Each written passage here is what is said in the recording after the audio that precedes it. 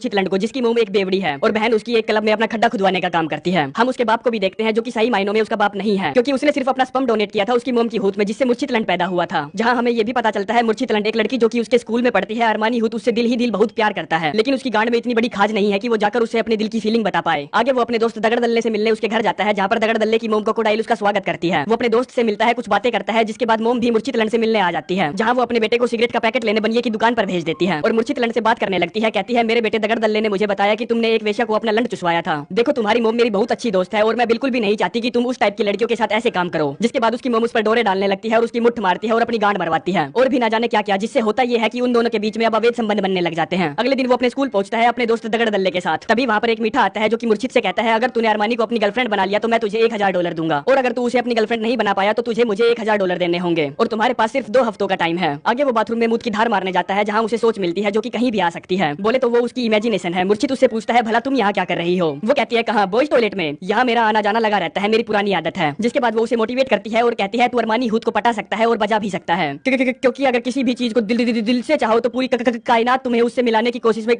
लग जाती है। अरे बहन, जो शाहरुख खान की एक्टिंग करने की कोशिश कर रहा था लेकिन नवाजुद्दीन की हो गई। आगे जब मुर्शिद अपनी क्लास के लिए जा रहा था तब उसे पता चलता है कि अरमानी हूत का उसके बॉयफ्रेंड के साथ झगड़ा हो गया है। बोले तो ब्रेकअप हो गया है। तो वो ये जानकर बहुत खुश होता है और सोचता है कि अब तो वो चांस पर डांस कर सकता है। बोले तो एक गया और दूसरा आया, हम साले लड़के ऐसे ही होते हैं। एक का नंबर कटा, दूसरा लाइन में खड़ा होता है रोती हुई लड़की को कंधा देने के लिए, क्योंकि हम लड़कों को हमेशा रोती हुई लड़की की फिक्र सताती है। क्लास में जब एक बुढ़ऊ उन्हें पढ़ा रहा होता है तभी उसके दिल में दर्द होता है और वो निकल लेता है, यानी कि वो ऊपर वाले को प्यारा हो जाता है। जिस खुशी में क्लासेस रद्द कर दी जाती है, जहां बाहर अरमानी को अकेला खड़ा देख मुर्शिद उसके पास जाता है और उसे अपने बुढ़ऊ टीचर के अंतिम संस्कार में चलने के लिए पूछता है और उसे दुखी देखकर कहता है कि दुनियादारी छोड़ो, अपने उसूल बनाओ, अपने दिल की बात सबको मत बताओ। कि दुनियादारी छोड़ो, अपने उसूल बनाओ, अपने दिल की बात सबको मत बताओ, और जिंदगी जीने का यही तरीका है दोस्त, जो तुम्हें भूल गया तुम उसे भूल जाओ। तभी वहाँ पर उसका बॉयफ्रेंड आ जाता है जिससे अरमानी का ब्रेकअप हुआ था और उसे कहता है, तुझको जितनी इज्जत दी तू गैरों की तरफ चलती हो गई, कि तुझको जितनी इज्जत दी तू उतना गैरों की तरफ चलती हो गई। जाओ ढूंढ लो, मेरे से तगड़ा लंड कहीं नहीं मिलेगा। बस बाद में ये मत कहना सॉरी यार हमसे गलती हो गई। और ये सुनकर अरमानी का मत्था सटक जाता है। कहती है, चल चल निकल आया बहन का लंड बॉडी गैंड, तेरे जैसे 100 घूमते हैं मार्केट में। आगे वो अपने बूढ़े टीचर के अंतिम संस्कार पर जाते हैं, जहाँ कार में मीठे जसमानक के गाने बज रहे थे। अरमानी हूत कहती है, मुझे जसमानक के गाने बहुत पसंद है। अब ये बात सुनकर मुर्शिद भी उसे इंप्रेस करने के लिए कह देता है, हाँ मुझे भी मीठा जसमानक बहुत पसंद है और कल मैं उसके कॉन्सर्ट में जाने वाला हूँ। जिस पर अरमानी उससे पूछती है, क्या मैं भी तुम्हारे साथ चल सकती हूँ? मुर्शिद जो कि उसकी बजाना चाहता था उसे कॉन्सर्ट के लिए हाँ कर देता है। ये बातें चल ही रही थी तभी पीछे से कोई चूतिया उनकी कार को ठोक देता है। मुर्शिद बाहर उतर कर देखता है कि किस बावली गांड ने उससे अपनी कार ठोकी है, जहाँ उसे पता चलता है कि वो एक चर्च के फादर है जो अंतिम संस्कार के लिए आए हैं। फादर उसे माफी मांगते हैं और कहते हैं, मैं तुम्हारी कार को ठीक करा दूंगा। अब मुर्शिद के लोड़े लग चुके थे, क्योंकि उसे अब अरमानी को कॉन्सर्ट में भी लेके जाना था और अपनी कार को इंश्योरेंस क्लेम करने के लिए भी सर्विस सेंटर छोड़ना था। इसीलिए वो एक बार के ओनर के पास जाता है जो कि उसका दोस्त है और उसे कॉन्सर्ट की टिकटों का जुगाड़ करने के लिए कहता है, जिस पर वो कहता है, ठीक है पर तुम्हें उसके बदले मेरा एक काम करना पड़ेगा, जिसमें मुर्शिद को उसके लिए एक ड्रग डीलर से ड्रग लानी है। अगले दिन वो डीलर से नशीला सामान लेता है और एक कार का जुगाड़ करने अपने दोस्त दगड़ दल्ले की मोम लोलोडाइल के पास जाता है, जहाँ वो उसे अपनी कार की चाबी देने के लिए मान जाती है, जिसके बदले वो उससे अपनी बूढ़ी हवेली चटवाती है। अगले दिन वो एक होटल के बाहर बार के ओनर को उसका नकली सामान देने जाते हैं और कॉन्सर्ट की टिकट मांगते हैं, जहाँ वो उन्हें झाटू बनाकर चला जाता है। वो दोनों आपस में बात ही कर रहे थे तभी वहाँ अरमानी भी आ जाती है। दगड़ दल्ले को तभी वहाँ पर मुर्शिद के बाप की कार खड़ी मिलती है। मुर्शिद उनके होटल रूम का दरवाजा खटका के वहाँ से भाग जाता है, जिसके बाद दरवाजा खुलता है तो पता चलता है दगड़ दल्ले का बाप और मुर्शिद का बाप दोनों मिलकर एक लड़की को बजा रहे थे, जिनके वो फोटो खींच लेते हैं। आगे मुर्शिद अरमानी को उसके फेवरेट मीठे सिंगर के कॉन्सर्ट में ना ले जा पाने के लिए माफी मांगता है। अरमानी कहती है, कोई बात नहीं, मुझे यहाँ कॉन्सर्ट से भी ज्यादा मजे आए। अगले दिन रिपेयरिंग सेंटर से मुर्शिद के पास कॉल आती है जो मुर्शिद की मोम की कार को रिपेयर कर रहे थे। वो कहता है, तुम्हारी मोम की कार को ठीक होने में अभी कुछ दिन और लगेंगे, इसीलिए वो उसे अपनी टेम्परेरी यूज करने के लिए एस्टन मार्टिन दे देता है, जिसे देखकर तो मुर्शिद की फटी रह जाती है। आगे वो अपने दोस्त दगड़ दल्ले और अरमानी को लेकर घुमाई पर निकल पड़ता है, लेकिन कुछ ही देर में पुलिस वाले उन्हें रुकवा लेते हैं, क्योंकि पुलिस वालों को मुर्शिद की मोम की कार में रिपेयरिंग सेंटर वाले ओनर की लाश मिली थी और ये जो एस्टन मार्टिन वो चला रहा था वो उसी रिपेयरिंग सेंटर के ओनर की थी। इसीलिए पुलिस वाले उसे शक के बिहाफ पर अरेस्ट कर लेते हैं। पूछताछ के दौरान वो पुलिस वाले को बताता है कि चर्च के फादर के कहने पर ही उसने अपनी कार को उस सर्विस सेंटर में छोड़ा था। तभी बातचीत के दौरान ही एक एडवोकेट वहाँ आती है, जिसको चर्च के फादर ने ही मुर्शिद की हेल्प करने के लिए भेजा था। जिससे होता यह है कि वो उस एडवोकेट के कहने पर इन सब चीजों का इल्जाम अपने बाप पर डाल देता है, जिससे पुलिस उसे छोड़ देती है। वो अपने घर पहुंचता है और अंदर जाता है तो पाता है कि उसकी बहन ने बहनचोद उसकी धंधे वाली सारी दोस्तों को घर बुला रखा है, जिससे उसके मिंटोस वाले दिमाग में एक आइडिया आता है, जिसमें वो अपने दोस्त दगड़ दल्ले से कहता है, क्यों ना हम पैसे कमाने के लिए आज रात को अपने घर को कोठा बना दें, ताकि अगर मैं अरमानी को पटाने वाली शर्त हार भी जाऊं तो मैं उस मीठे को $1000 दे पाऊं। उसके इस आइडिया में दम था तो दगड़ दल्ला एग्री हो जाता है। तभी उसकी मोम क्रोकोडाइल वहाँ आ जाती है, जिसे देखकर मुर्शिद के सारे अरमान खाक हो जाते हैं, क्योंकि वो उसकी ले लेकर पक चुका था। आगे जब वो उसकी मोम को वहाँ से भगाने के लिए उसके पास जाता है तो वो उससे अपनी बजवाने के लिए उसके पीछे पड़ जाती है। मुर्शिद को उसकी नहीं लेनी थी, इसीलिए वो बड़ी ही मुश्किल से उसे चूतिया बनाता है। तभी इतनी ही देर में उसका दोस्त भी वहाँ आ जाता है, जो कि अपनी मोम को गंदी गंदी हरकतें करते हुए देख लेता है। मुर्शिद उससे उसकी मोम को दूसरे कमरे में ले जाने के लिए बोलता है, जिसके बाद कोठे का काम जोर शोर से चलता है और वो दोनों काफी सारे पैसे कमाते हैं। कुछ ही देर बाद अरमानी भी वहाँ आ जाती है, जहाँ मुर्शिद उसके साथ एक रूम में बैठा होता है। वो दोनों आपस में कुछ बातें करते हैं, जिसके बाद वो किस करने ही वाले थे। तभी अपनी गांड उठाकर क्रोकोडाइल वहाँ आ जाती है और अरमानी को पता चल जाता है कि मुर्शिद और क्रोकोडाइल का आपस में अवैध संबंध चल रहा है, जिस पर वो गुस्सा होकर वहाँ से जाने लगती है। मुर्शिद अरमानी को रोकने की कोशिश करता है, तब तक पुलिस भी वहाँ आ जाती है और वो सभी को अरेस्ट कर लेते हैं बिना परमिशन के कोठा चलाने के लिए, सिर्फ मुर्शिद को छोड़कर। अगले दिन वो जेल में सभी से मिलने जाता है, जहाँ पर अरमानी उससे कहती है मैं तुम्हें पसंद करने लगी थी और मैं तुमको किस भी करने वाली थी, पर तुम तो एक बहुत ही घटिया किस्म के आदमी हो, जाओ मुझे तुम्हारी शक्ल भी नहीं देखनी। जिसके बाद वो अपने घर पहुंचता है, जहाँ वो देखता है कि उसकी मोम ने बहुत सारा नशा करके आत्महत्या करने की कोशिश की है। वो फटाफट एम्बुलेंस को कॉल करता है और उन्हें हॉस्पिटल में एडमिट करवाता है। एक पुलिस वाला जब उसकी मोम का लिखा हुआ लेटर पढ़ता है तो उसे पता चलता है कि उसकी मोम को उसकी और क्रोकोडाइल के अफेयर के बारे में पता चल चुका था और शायद इसी वजह से उसकी मोम ने आत्महत्या करने की कोशिश की थी। कुछ समय बाद क्रोकोडाइल उससे मिलने उसके घर आती है तो वो उसके साथ अपने घोटाले बोले तो नाजायज रिश्ते को खत्म कर देता है और उसे वहाँ से भगा देता है। आगे वो हॉस्पिटल में अपनी मोम से मिलने जाता है, जहाँ पर उसकी मोम उससे कहती है तुमने जो भी रायता फैलाया है तुम्हें वो खुद ही साफ करना पड़ेगा और तुम्हें शायद खुल्लम खुल्ला अरमानी से बात करनी चाहिए, शायद वो तुम्हें माफ कर दे। अपने बाप की तरह मत बनो, एक अच्छे आदमी बनो। जिसके बाद वो उसी सेक्सी वकील के पास जाता है जिसने उसे पहले पुलिस वालों से बचवाया था, जहाँ वो उससे अपने दोस्तों को थाने से छुड़वाने के लिए कहता है। वकील कहती है मैं $2000 चार्ज लूंगी। मुर्शिद कहता है लेकिन मेरे पास तो सिर्फ $37 ही है। वकील कहती है ठीक है तुम मुझे इतने ही दे दो डाउन पेमेंट के तौर पर और अब से तुम मेरे नीचे काम करोगे, बोले तो तुम मेरे क्लर्क हो। आगे सेक्सी वकील उसके सारे दोस्तों को थाने से छुड़वा लेती है और एक दिन जब मुर्शिद अपनी मोम से मिलकर हॉस्पिटल से बाहर आ रहा था तभी उसे अरमानी मिलती है, जहाँ पर वो उसे दिल से सॉरी बोलता है और कहता है मैं तुमसे बहुत सच्चा वाला प्यार करता हूँ। अरमानी भी उसे कहीं न कहीं चाहती तो थी ही, इसीलिए वो उसके ऑफर को एक्सेप्ट कर लेती है और वो दोनों किस करते हैं। जिसके साथ ही ये कहानी यहीं पर समाप्त हो जाती है। मैं जानता हूँ आप सोच रहे होंगे कि इस कहानी का मोरल क्या था, पर बहनचोद मुझे खुद ही नहीं पता। अगर आप में से किसी को पता चले तो मुझे भी बताना। तो चलते हैं, मिलते हैं नेक्स्ट वीडियो में।